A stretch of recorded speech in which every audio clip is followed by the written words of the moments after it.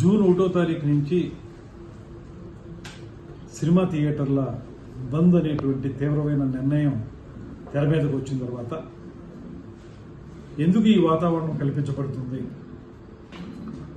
జరుగుతున్నది ఏమిటి, దీన్ని ప్రోద్బలిస్తున్నటువంటి వ్యక్తులు ఎవరు, ఇవన్నీ అంశాల మీద ఒక విచారణ జరిగితే రేపొద్దున పరిశ్రమకు ఉపయోగపడే విధంగా కొన్ని విధానాలని మేము అవలంబించడానికి వీలుగా ఉంటుందనేటువంటి ఉద్దేశంతో ఎప్పుడైతే థియేటర్ల మూసివేత అనేటువంటి అంశం వచ్చిందో నేను హోమ్ సెక్రటరీ గారితో మాట్లాడి వారికి చెప్పాం, దీని మీద వెంటనే లోతుగా అంశాలను విచారించండి, తద్వారా ఏం జరుగుతుందో తెలుసుకోవాలి, దాన్ని బట్టి ఒక నిర్ణయాన్ని మనం తీసుకోవడం కుదురుతుందని చెప్పాం.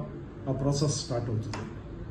అయితే ఇవాళ ఒకటే మేము చెప్పేది అందరికీ కూడా, సినిమా రంగానికి చెందిన వారికి కూడా చెప్పేది, ఈ ప్రభుత్వం ముఖ్యమంత్రి చంద్రబాబు నాయుడు గారి నేతృత్వంలో అధికారంలోకి వచ్చిన దగ్గర నుంచి కూడా పరిశ్రమకి పూర్తిగా సహకారం అందించాలనేటువంటి ఆలోచనతో గత ప్రభుత్వంలా కాకుండా ఈ ప్రభుత్వం పూర్తిగా అన్ని అంశాలని పరిశీలించి మీకు సహకారం పెద్ద ఎత్తున ఇవ్వాలనేటువంటి ఆలోచన చేస్తున్న విషయం అందరికీ తెలుసు సినిమా పరిశ్రమ వారికి. దాంతోపాటు ఉప ముఖ్యమంత్రి పవన్ కళ్యాణ్ గారు స్వయంగా ఆయన సినిమా రంగం నుంచి వచ్చారు. ఆయన స్పష్టంగా అధికారంలోకి వచ్చిన వెంటనే ఒక సమావేశాన్ని ఏర్పాటు చేసి పెద్ద నిర్మాతలందరినీ కూర్చోబెట్టి మాట్లాడి మీకు ఏ సమస్యలు ఉంటే వాటిని అన్నింటినీ పరిష్కరించడానికి మేము సిద్ధంగా ఉన్నాం, అదేవిధంగా సినిమా రంగాన్ని గౌరవించాల్సినటువంటి బాధ్యతను మేము తీసుకున్నాం, గతంలోలా కాదు అనేటువంటి మాట చెప్పి ఏ సమస్య మీకు ఇబ్బంది ఉన్నా కూడా మా సినిమాటోగ్రఫీ మినిస్టర్ ఉన్నారు, తనతో మాట్లాడండి అనేటువంటి మాట కూడా వారు చెప్పడం జరిగింది.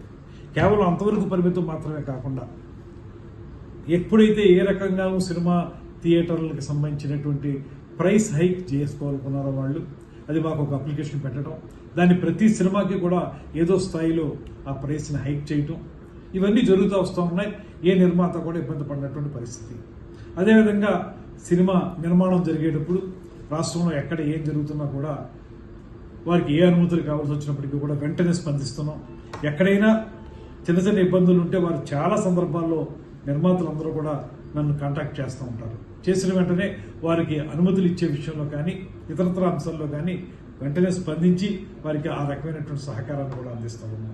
ఇలాగ ఒక మంచి వాతావరణం నడుస్తున్నప్పుడు ఇప్పుడు సడన్గా థియేటర్లు మూసివేత అనేటువంటి అంశం తెర మీదకి రావడం అనేది ఎందుకు జరుగుతుంది?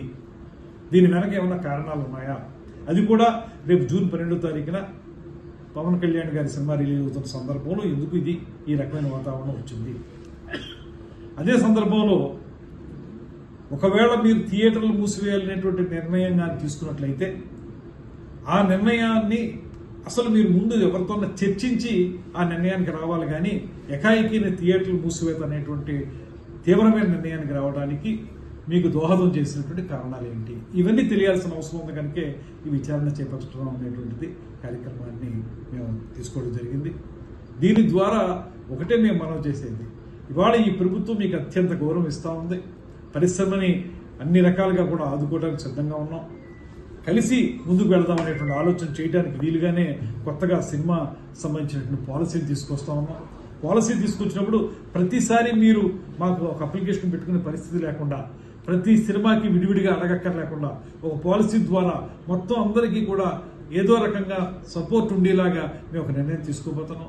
ఇంత మంచి వాతావరణంలో ఉన్నప్పుడు ఎందుకు ఈ సినిమా థియేటర్లు మూసివేత అనేటువంటి మాట ఎందుకు వచ్చింది అనేటువంటిది మాకు తెలియాలి.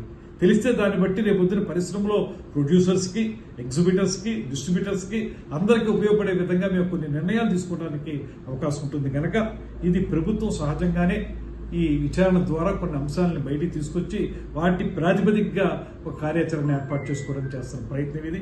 దాన్ని తప్పనిసరిగా ముందుకు తీసుకెళ్తాం.